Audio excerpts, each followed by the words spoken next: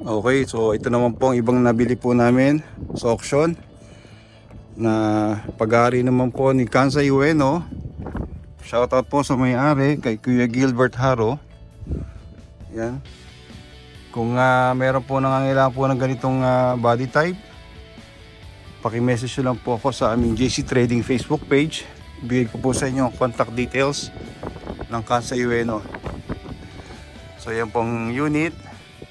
Ang makina po nito ay inline mechanical na 6WA1. Ulitin ko po, ang makina po nito ay inline mechanical na 6WA1. Kung meron po sa inyo nangangailangan ng ganito pong unit ay paki-message lang po ako, no? Ang mga gulong po nito ay pare-parehong size. Ito po ay ATR 22.5. Pare-pareho po ang gulong nito. Yan. Kasi meron po minsan na 19.5, no, yung size. Ang mga rear wheel. So yan po ang itsura niya. Curious lang po ako, no, kung para saan ito. Paki-comment down below na lang po kung para saan itong attachment na to. Duda ko baka ito po ay nilalagyan dito ng bar. Hindi ko lang po tsakan kung pang support kung bakit meron ganitong attachment. Okay, medyo kakaiba po itong saka ito, para saan kaya ito. So doon po sa nakakaalam po ng unit na to, paki-comment down below, pag-usapan po natin.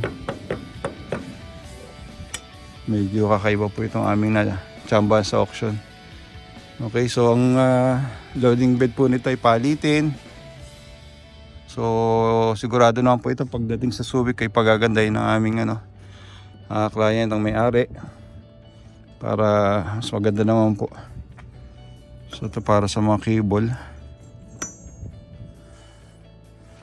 So meron siyang 4 na attachment. Ang bigat.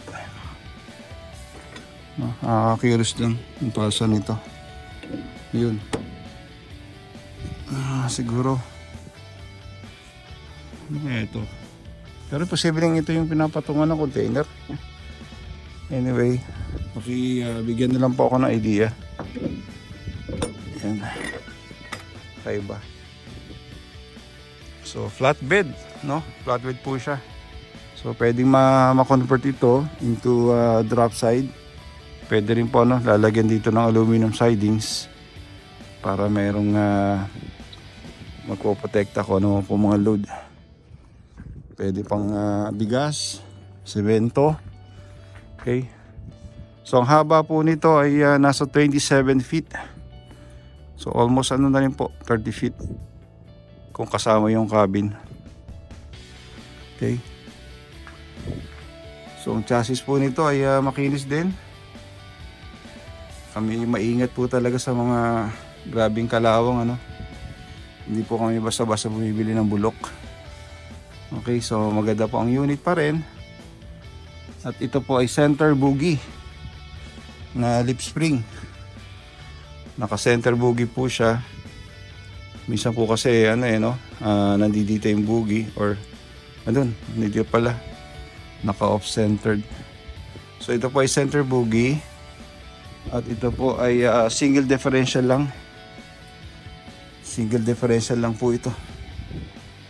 Pero kung naging double differential, mas pang malakasan na po. Yan. Single differential lang siya.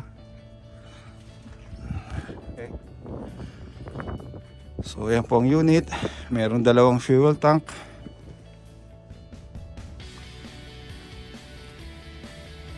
Okay, hanggang dito makinis po ang chassis.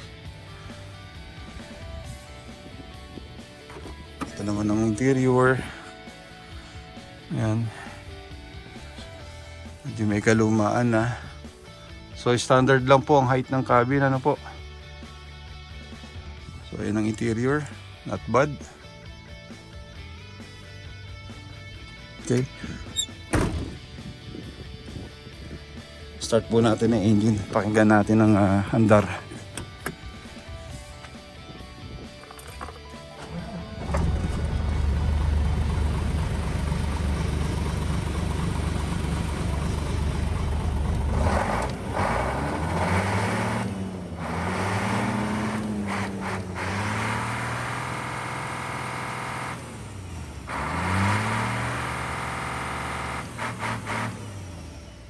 Okay, pinong-pino andar po. Ganda pa rin na andar. Anyway, so yan po ano. Paki-message nyo lang po ako doon po sa may nangangailangan po nito para mapag-usapan po natin ang inyong query. Okay, so doon po sa bago, maraming salamat po sa inyo. At pakihit na lang po ang notification bell para sa susunod mga video ay ma-notify po kayo. Okay, ito po sa bago, paki-like, subscribe at pakihit na rin po ang notification bell para sa susunod kong video ay ma-notify po kayo. Ako po si John Castro, JC Trading dito po sa Kobe, Japan. God bless you all. Sayonara.